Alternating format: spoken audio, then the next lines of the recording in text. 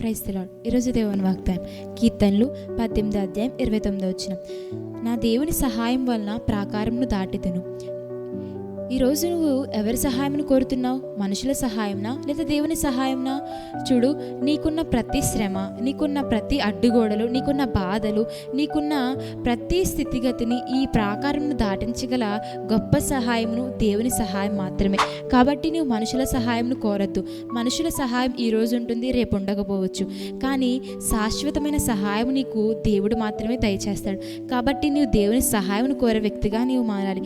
మన బైబిల్లో చూసినట్లయితే కనుక యెహోషువ తన ప్రజలను ఎరికో ప్రాకారం ఎలా దాటించాడో దేవుడు, అలాగే మోషేను ఇశ్రాయేలు ప్రజలను ఎర్ర సముద్రం ఎట్టి రీతిగా దాటించాడో అట్టి గొప్ప కార్యములు చేసిన దేవుడు ఈరోజు నీ పక్షంగా నా పక్షంగా ఉన్నాడు. కనుక నీవు మనుషుల సహాయం కొరకు ఎదురు చూడొద్దు, మనుషుల సహాయం కొరకు ప్రయాసపడద్దు. నీకు మేలు అనుగ్రహించి నీ ప్రతి శ్రమను, ప్రతి ప్రాకారంను, ప్రతి అడ్డుగోడును దాటించి ముందున్న విజయం కొరకు నడిపించే దేవుని వైపు, దేవుని సహాయం వైపు మాత్రమే చూచి ఇంకా ఆయన యొక్క కృపలో వర్ధిల్లుదుముగాక. ఆమేన్.